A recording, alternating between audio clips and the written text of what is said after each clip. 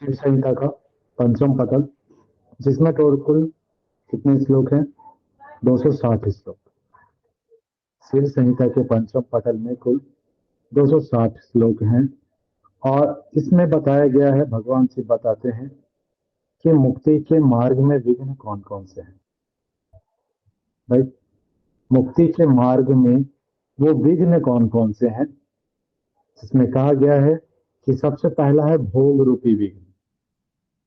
जिस तरीके से हम अटैचमेंट में, जिस तरीके से हम भोगों में लिप्त हो जाते हैं, उसी कारण जैसा कि हम देखते हैं अभी भी जो है, हम बेसिकली किसमें लिप्त हो जाते हैं? जो भी भोग है, राइट। जो महर्षि पतंजलि ने भी कहा, भोगा अपवर्गा, जिसमें भोग और अपवर्ग दोनों। परंतु महर्षि पतंजलि ने भी ये चीजें कहा है और बाकी टेक्स्ट जो भी ग्रंथ है उनमें भी ये कहा गया है कि जब तक हम भोगों से लिप्त रहते हैं तब तक हम मुक्ति के मार्ग पर आगे नहीं बढ़ सकते हैं। जिसमें मुक्ति रूप भोग रूप विघ्न में भगवान शिव ने बताया है कि कौन कौन से हैं जो भोग रूपी विघ्न हैं।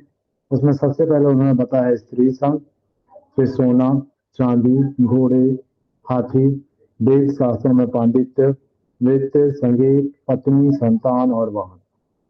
ये सभी उन्होंने भोग रूपी विघ्न बताया है, क्योंकि व्यक्ति इनको छोड़ना नहीं चाहता है और जब तक इसको छोड़ेगा नहीं, जब तक इससे अटैचमेंट खत्म नहीं होगी, तब तक वो मुक्ति के मार्ग पर आगे नहीं बढ़ सकता है। अगला उन्होंने बताया जो धर्म रूप विघ्न बताया है, जो कि देखते हैं उपवास। सबसे पहले उपवास के लिए उन्होंने कहा है कि ये धर्म रूपी विघ्न है। आडंबर बताया है उन्होंने, जो आडंबर होता है उसको उन्होंने बताया कि ये धर्म रूपी विघ्न है। इंद्रिय निग्रह, कुवार्तालाप, ध्यान, मंत्र जाप, दान, प्रसिद्धि और कुआं, तालाब, महल, उद्यानों का निर्माण, ये क्या है? ये धर्म रूपी विघ्न बताया गया है इसको, कि ये जो विघ्न है ये क्या है? ये धर्म रूपी विघ्न है, राइट। फिर उन्होंने ज्ञान रूपी विघ्न की बात की है, जिसमें गौमुख आसन, प्रतिक्रिया, पेट घुमाना, ये चीजें क्या है?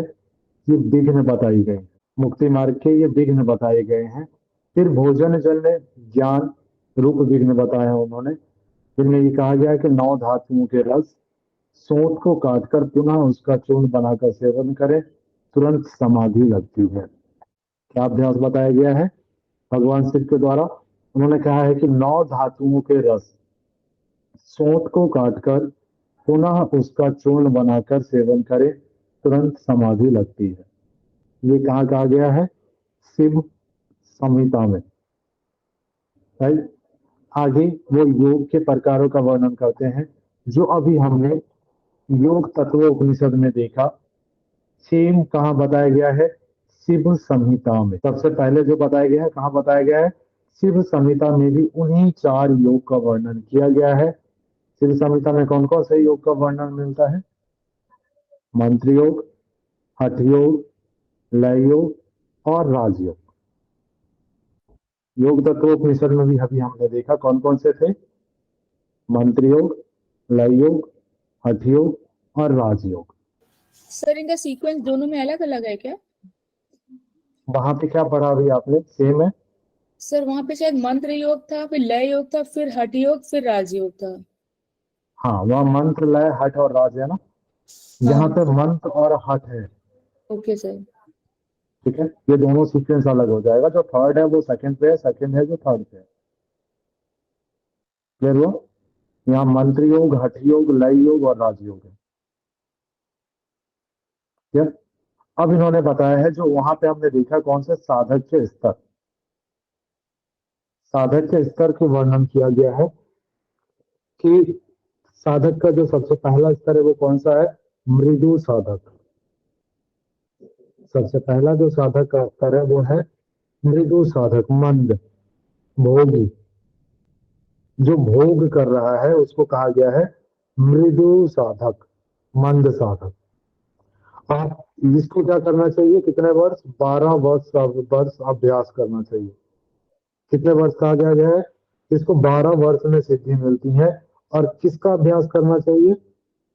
मंत्र योग का। तो 12 वर्ष मंत्र योग का मंत्र योग की साधना करनी चाहिए।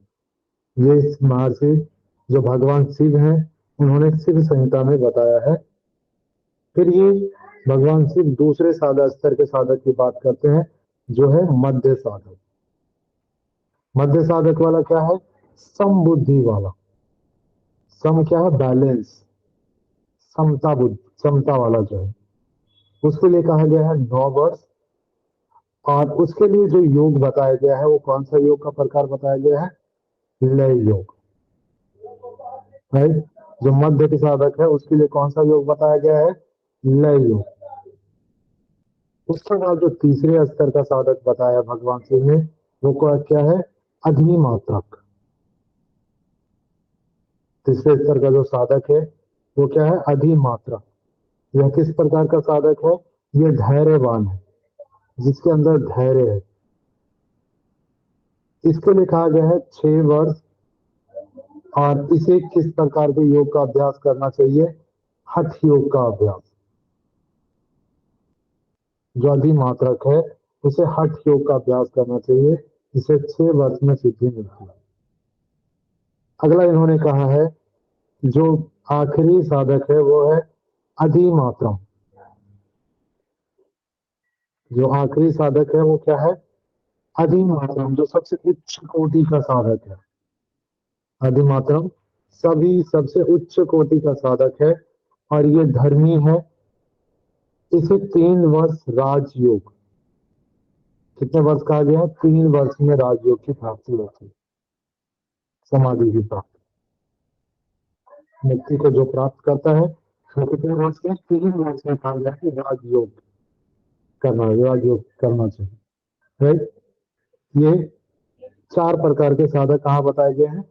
शिव संहिता में। किस पटल में बताए गए हैं 4 प्रकार के साधक? फोर्थ पटल, फर्स्ट पटल, फिफ्थ पंचम पटल, पटल में। 5 ठीक है। अब साधक के कितने प्रकार बताए हैं? 4 पटल, 4 प्रकार के। अधिमात्रम। 4 प्रकार। ठीक है। ओके।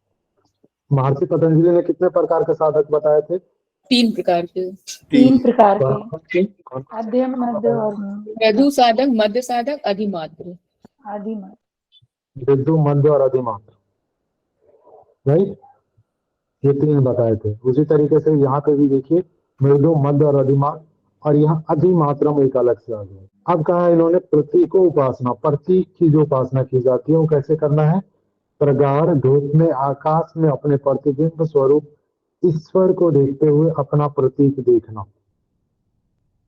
प्रतीकों उपासना की इन्होंने बात की है। किस प्रकार?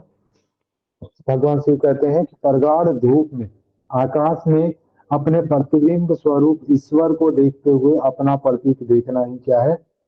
प्रतीकों उपासना है। कुछ इस तरीके से भी बात आ सकता है कि भगवान शिव संहिता में किस प्रकार के उपासना की बात की गई है? किस प्रकार की उपासना की बात की गई है? प्रतीकों उपासना। अब देखें इन्होंने मुद्रा के बारे में बताया कि षणमुखी मुद्रा का अभ्यास करके भी आत्म साक्षात्कार किया जा सकता है। इस मुद्रा के द्वारा षणमुखी मुद्रा करके आत्म साक्षात्कार। इस प्रकार प्राण वायु को अच्छी तरह से नियंत्रित करता है, तब वह ज्योति स्वरूप आत्मा का साक्षात्कार करता है। राइट।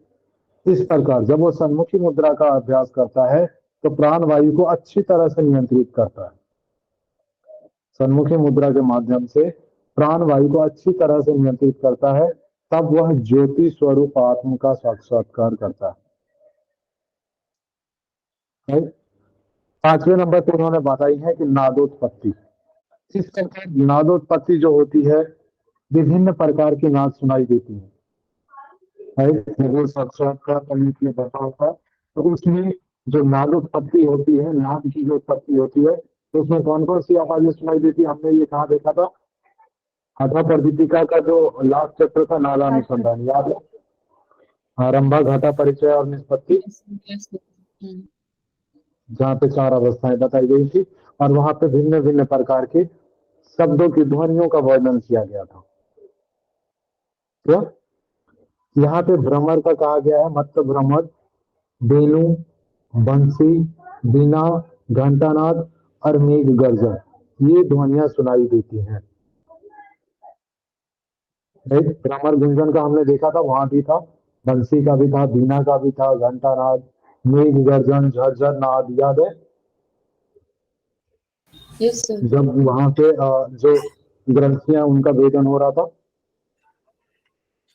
यहाँ आरंभ ये ध्वनि मृदु से भयंकर भयंकर आवाज की तरफ है, उसमें भयानक आवाज से मृदु की तरफ था। यस, यहाँ पे अपोजिट हो गया ना, यहाँ भ्रमर गुंजन से नीचे की तरफ जा रहे हैं, मेघ गर्जन की तरफ। हमने वहां देखा में किस ग्रंथि का भेदन होता है? सर सवाल क्या सर फिर से पूछिए, समझ नहीं आया। आरंभ अवस्था में किस ग्रंथि का भेदन बताया गया था? विष्णु ग्रंथि का, ब्रह्मा ग्रंथि का, ब्रह्म ग्रंथि का, ब्रह्म। और घटा अवस्था में विष्णु ग्रंथि, विष्णु ग्रंथि। परिचय अवस्था में किसी कोई भी ग्रंथि नहीं, रुद्र नहीं, ग्रंथि। रुद्र निष्पत्ति में होगा। निष्पत्ति में, रुद्र निष्पत्ति में। निष्पत्ति में होता है रुद्र ग्रंथि का भेदन। परिचय अवस्था में ये बताया गया है कि जो प्राण है वो कहाँ पहुंच जाता है? रुद्र ग्रंथि में पहुंच जाता है, भेदन नहीं करता। ठीक है, वो वहां तक पहुंच जाता है, लेकिन भेदन कहाँ करता है? निष्पत्ति अवस्था में। यहाँ भी बताया गया सिद्धासन के समय कोई दूसरा आसन नहीं है। ये कहाँ देखा हमने? हठा पर दीपिका में, जिसमें 15 आसन बताए गए। हठ पर दीपिका में कितने आसन बताए गए? 15। उसमें से ये कहा गया है कि सिद्धासन का लाभ बताया गया था ना, कि 72,000 नाड़ियां शुद्ध होती है। यही था, बताया गया था ना कि सिद्धासन के अभ्यास से जो आपकी 72,000 नाड़ियां वो शुद्ध हो जाती है। जी हाँ। एक तो नाड़ी शोधन का वर्णन किया गया था और एक सिद्धासन का। फिर उन्होंने बताया कि कुंभक के समान कोई अन्य बल नहीं है, कुंभक के समान कोई अन्य बल नहीं है, और खेचरी के समान कोई दूसरा मुद्रा नहीं है। खेचरी के समान कोई मुद्रा नहीं है, राइट। तो खेचरी मुद्रा का लाभ हमने हठा पर दीपिका में भी देखे थे, याद है? वहां भी यही कहा गया था कि खेचरी के समान कोई दूसरी मुद्रा नहीं है, राइट। तो बिल्कुल समान है चीजें, कुछ डिफरेंट नहीं है, राइट। और नाद के समान दूसरा कोई लय नहीं है, ये कहा बताया गया था? नादानुसंधान। अब देखिए आगे कहते हैं भगवान शिव कि मेधावान साधक ब्राह्मणों को प्रसन्न करके मेरे मंदिर में योग दीक्षा ग्रहण करे, फिर संस्कारवान होकर अभ्यास करे, राइट। भगवान शिव कहते हैं कि ब्राह्मणों को प्रसन्न करके योग दीक्षा को ग्रहण करें, उसके बाद संस्कारवान होकर अभ्यास करना चाहिए।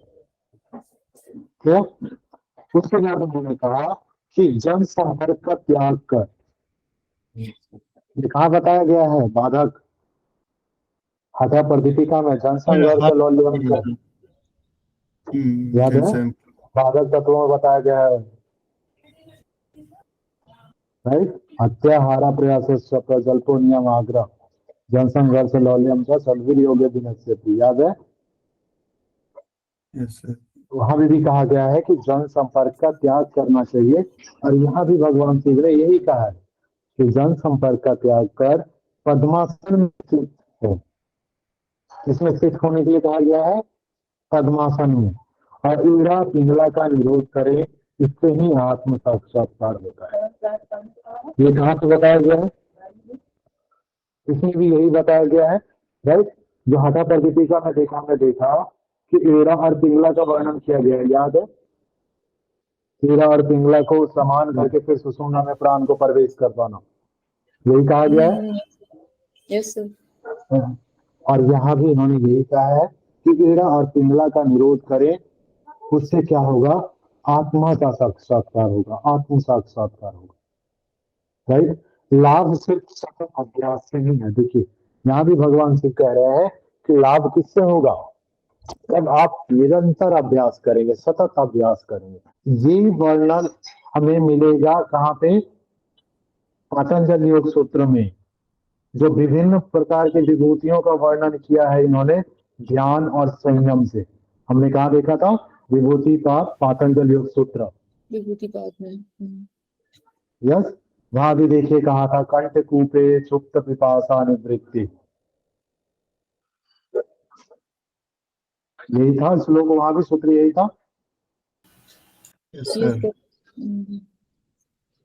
तो तो सबसे पहले कहाँ बताया गया है, इन द शिव संहिता, कंठ कूपे सुप्त पिपासा निवृत्ति। कंठ कूप में संयम करने से क्या होता है, भूख प्यास भूख प्यास की और निवृत्ति होती प्यास है। की होती है।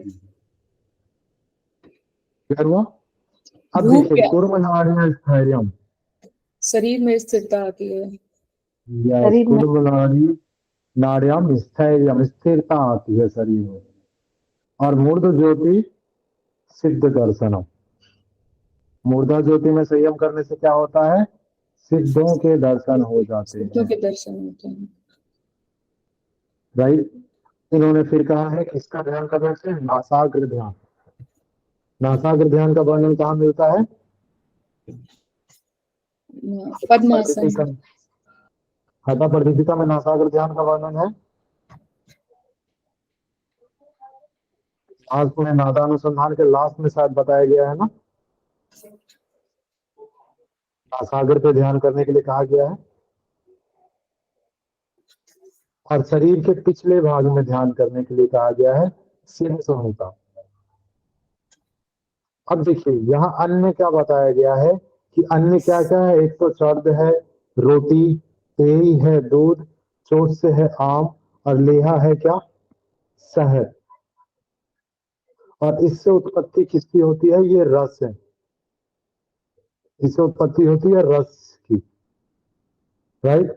और रस से क्या है, लिंग शरीर, स्थूल शरीर, सप्त धातु, और क्या होता है, बाहर कैसे निकलता है, मल मूत्र के द्वारा ये बाहर निकल जाता है। ये इतना इंपॉर्टेंट नहीं है, तो इसको नॉर्मल वे में रखेंगे।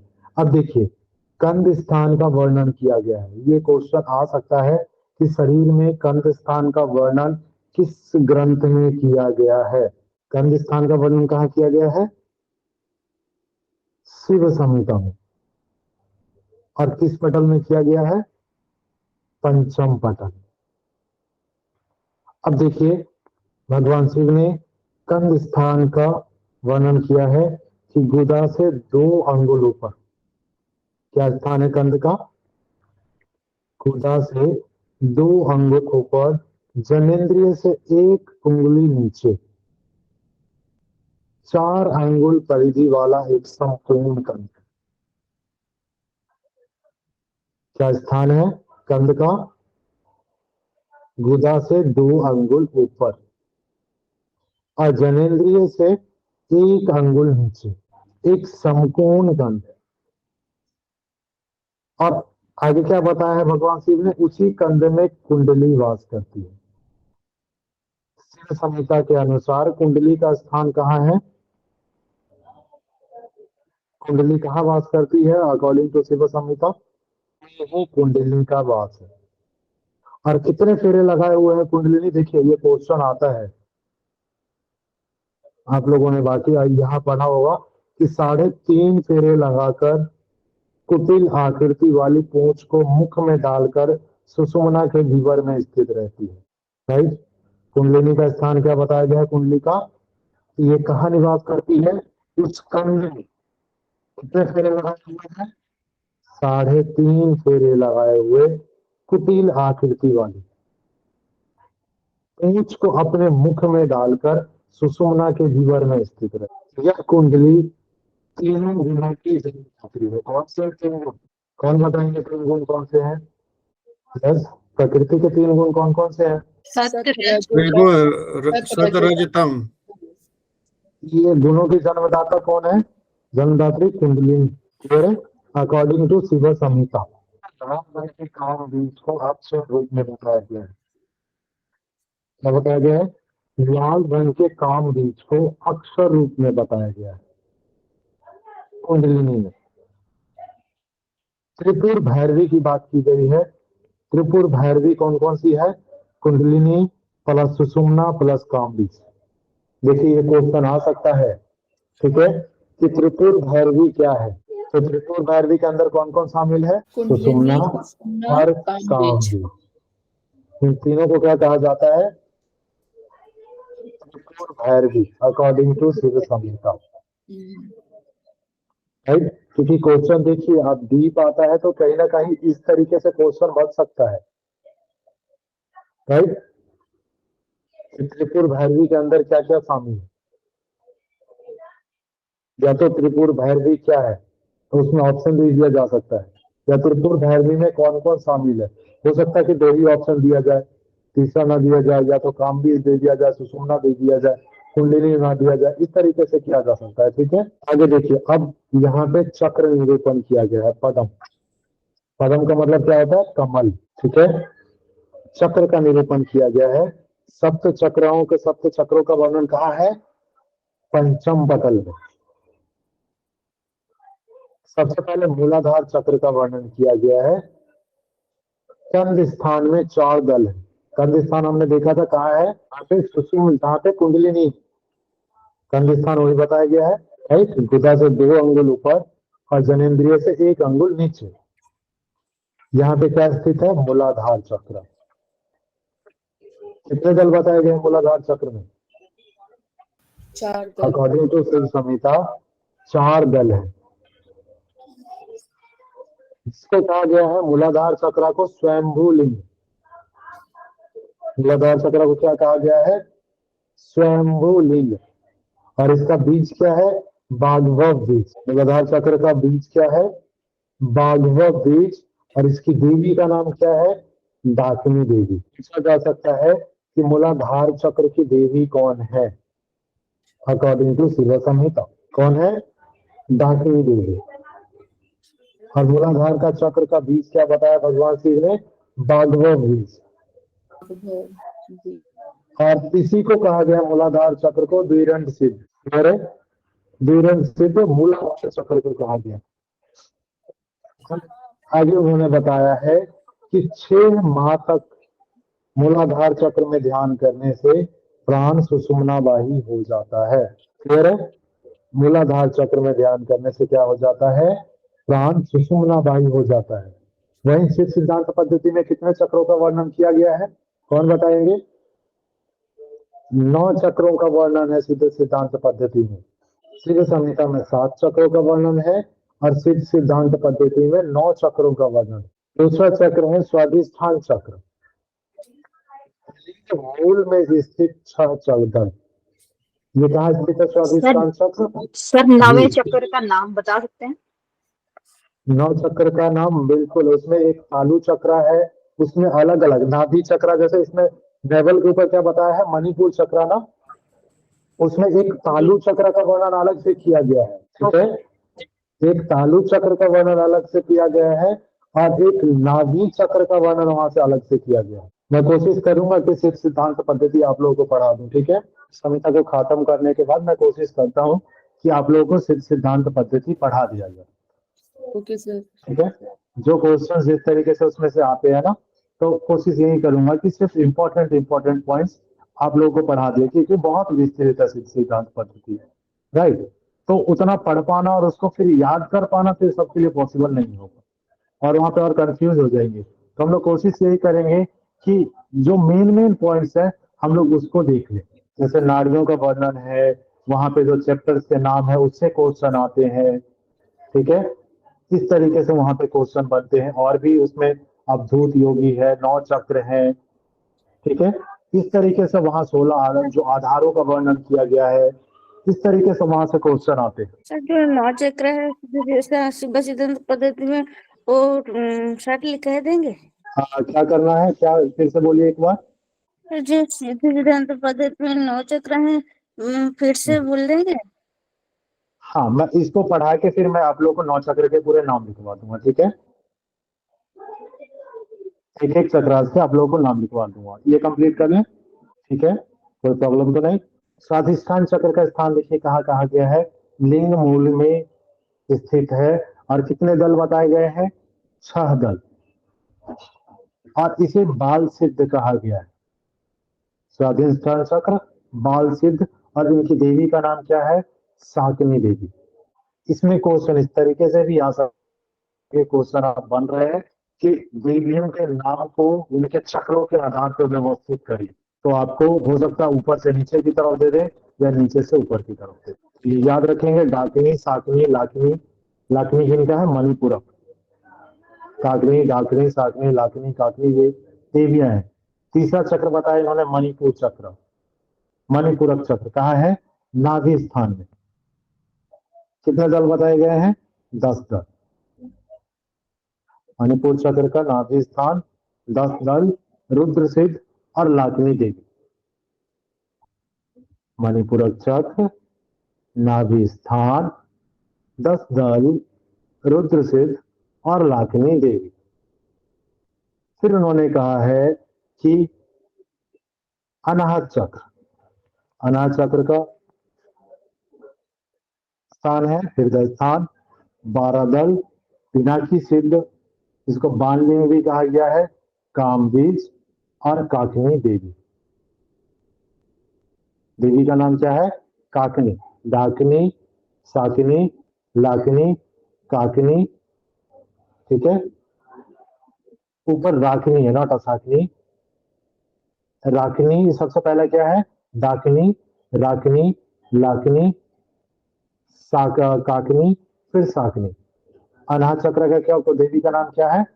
काकनी, और इसका बीज मंत्र की तरफ क्या है? काम बीज, हृदय स्थान और 12 दल। फिर विशुद्ध नामक चक्र बताया है, जिसका स्थान क्या है? कंठ स्थान, 16 वर्ण और छागलान सिद्ध बताया गया है इनका, और साकनी देवी। इसको याद करना होगा आप सभी को, लाकनी, राकनी, ठीक है, लाकनी, राकनी, सबसे पहले डाकनी, राकनी, लाकनी, काकनी, साकनी और हाकनी, ये जो बताए गए हैं विशुद्धि चक्र। और आज्ञा पदम बताया गया है कहाँ?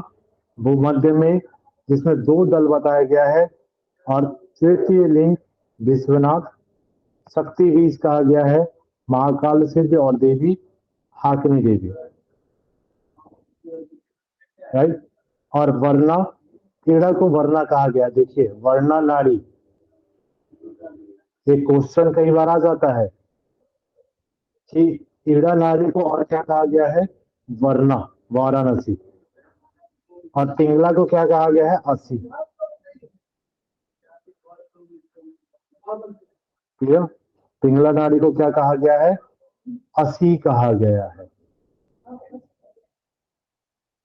क्लियर हो गया? और लास्ट में क्या कहा गया? आज्ञा के बाद ब्रह्म, जिसमें ब्रह्म चक्र होगा, जो सबसे ऊपर है, सहस्रार चक्र, ठीक है। सहस्रार चक्र एक और लिख लीजिएगा लास्ट में, ठीक है। उसके बाद फिर कहा गया है कि सुषुम्ना नाड़ी मेरुदंड के द्वारा ब्रह्मरंध्र तक गई है। फिर इन्होंने कहा है कि सुषुम्ना नाड़ी मेरुदंड के द्वारा ब्रह्मरंध्र तक गई है, ठीक है। ब्रह्मरंध्र तक का मेरु जो सुषुम्ना नाड़ी कहाँ गई है? ब्रह्मरंध्र तक गई है। वहां से प्रवृत्त होकर आज्ञा चक्र के दक्षिण भाग से होती हुई वाम नासापुट में जाती है, उसे गंगा कहते हैं। उसे क्या कहते हैं? गंगा कहते हैं। तो वाम नासापुट में बाएं साइड में जो जाती है, कौन सी है? बाएं साइड में कौन सी जाती है? और चंद्रमा का देखिए, चंद्रमा का स्थान इन्होंने बताया है कि चंद्रमा का स्थान क्या है? ब्रह्मरंध्र में सहस्त्र दल कमल में जो योगी योनि स्थान है, उसमें चंद्रमा है। चंद्रमा का स्थान कहाँ है? ब्रह्मरंध्र में सहस्त्र दल कमल में जो योनि स्थान है, उसमें चंद्रमा है। और उस चंद्रमा से निरंतर अमृत का शराब होता रहता है। ये कहाँ देखा था हमने? दीपिका में। इसके द्वितीय पटल में था। हाँ, इसके द्वितीय पटल में भी था, और हठा पर दीपिका में भी हमने देखा था, याद है? जब हम खेचरी मुद्रा का वर्णन देख रहे थे। यस, जो अमृत श्राप होता है उस सोम मंडल से, चंद्रमंडल से कहा गया था ना, जो सोम रस का श्राप होता है, राइट। वह अमृत कहाँ से निकलता है? ईड़ा मार्ग से, संभाग से प्रवाहित होता है, इसलिए इसे गंगा कहते हैं। क्लियर? और आज्ञा चक्र के दक्षिण भाग से ईड़ा नाड़ी बाईं नासापुट की ओर गमन करती है, वह उत्तर वाहिनी है, उसे वर्ण कहा गया है। जो ईड़ा नाड़ी बाएं नासापुट की ओर गमन करती है उसे क्या कहा गया है? वो उत्तर वाहिनी है, और उसी को क्या कहा गया है? वर्णा कहा गया है। ऊपर हमने देखा था ना वर्णा, वर्णा किसे कहा गया है? ईड़ा। अब देखिए पिंगला नाड़ी का वर्णन है। पिंगला नाड़ी कहाँ है? आज्ञा चक्र के वाम भाग में, भाग से कहाँ गई है? दाहिनी नासापुट की तरफ। इसे असी कहा गया है, राइट साइड में होती है, राइट। और ईड़ा और पिंगला के मध्य में वाराणसी का चिंतन करना चाहिए। किसका चिंतन करना चाहिए? वाराणसी का चिंतन करना चाहिए। सूर्य का स्थान बताया गया कि सूर्य का स्थान क्या है? मूलाधार चक्र में जो 4 दलों वाला कमल व्यवस्थित है, उसके मध्य में जो योनि स्थान है, उसी में सूर्य विद्यमान है। सूर्य का स्थान कहाँ बताया गया है? मध्य में जो कौन से में? मूलाधार चक्र में। एक जगह और हमने सूर्य का स्थान देखा था, कहाँ देखा था? अकॉर्डिंग टू खेसरी मुद्रा जो था, कहाँ पे था सर उसका स्थान? नाभि चक्र, मणिपुर चक्र में। हाँ, तो ये याद रखिएगा कि सूर्य का स्थान शिव संहिता के अनुसार कहाँ है? मूलाधार चक्र, राइट। और अकॉर्डिंग टू द खेचरी मुद्रा के अनुसार कहाँ है? नाभि में। और उस सूर्यमंडल से निरंतर क्या होता है? बीज का स्राव होता है। वहां पिंगला नाड़ी में सूर्य रूपी तेज उसी बीज उष्णता को समर्पित कर देता है। ठीक है, उस स्थान में जो निरंतर प्रवाह रूप में विष को वहन करती है, दाहिना नासापुट में जाती है, पिंगला नाड़ी कहते हैं। और इसी आज्ञा चक्र में भगवान शिव देवता के रूप में विराजमान रहते हैं।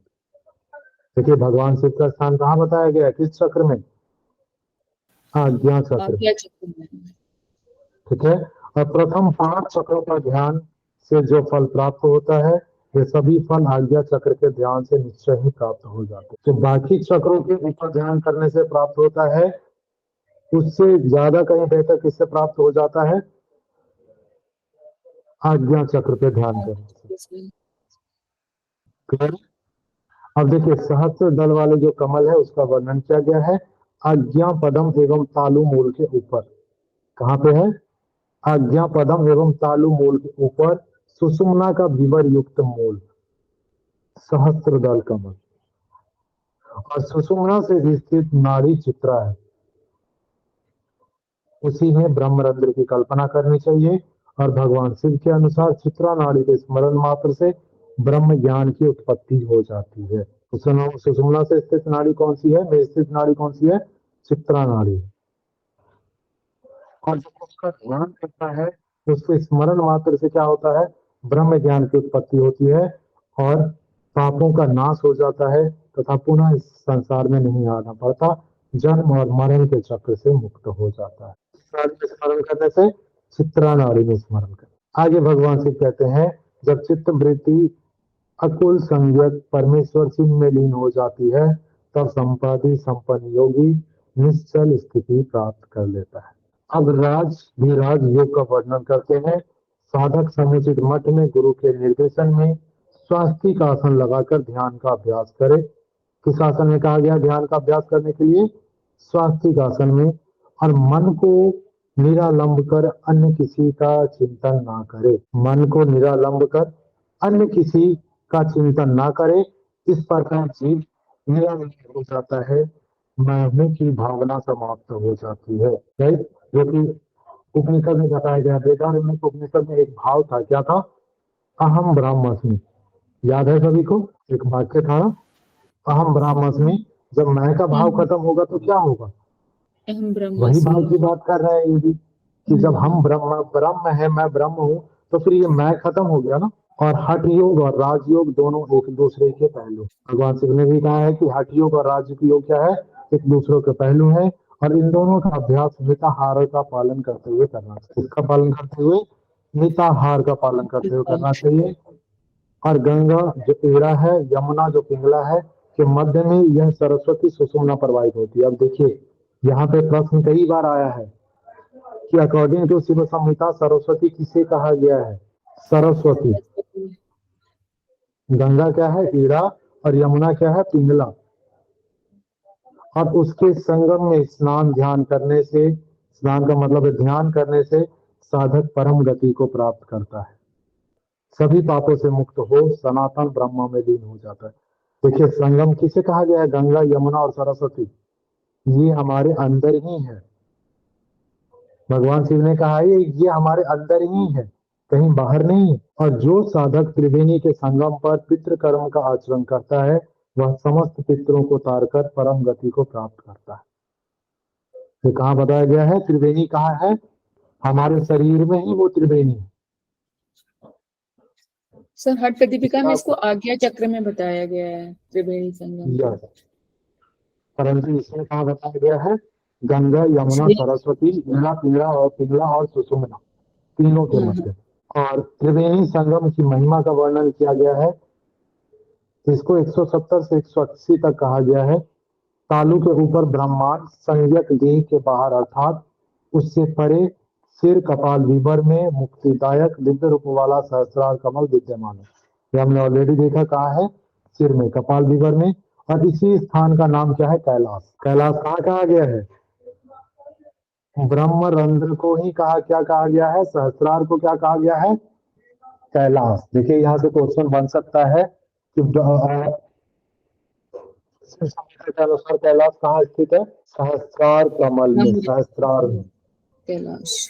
और इसी स्थान का नाम कैलाश है जहाँ अकुल नामक अविनाशी तथा क्षय और वृद्धि से रहित महेश निवास करते हैं। क्लियर हो गया? महेश का स्थान कहाँ है? सहस्त्रार चक्र, जो कपाल विवर है ना, उसमें जो सहस्त्रार चक्र है। आगे कहते हैं कि मंत्र योग साधना का वर्णन किया है आखिरी में कि मूलाधार चक्र, अनाहत चक्र और आज्ञा चक्र। इसका जो बीज मंत्र है हमने देखा था, बागवम, काम बीज और शक्ति बीज। सिद्धि हेतु इन 3 बीज मंत्रों का जाप करना चाहिए। ठीक है, सिद्धि के लिए क्या करना चाहिए? इन 3 बीज मंत्रों का जाप करना चाहिए। और चरण बताए गए हैं कि प्रारंभ में कितना जाप करना चाहिए। पहले कहा गया कि 1 लाख मंत्रों का जाप करना चाहिए, फिर कहा गया कि 2 लाख मंत्रों का, फिर 3, फिर 6, फिर 12, 15, 18, 28, 30, 60, 80 और 1 करोड़ मंत्रों का जाप कहा। धीरे धीरे बढ़ाते हुए 1 करोड़ मंत्रों का जाप करना चाहिए। ये मुख्य बातें इसमें बताई गई।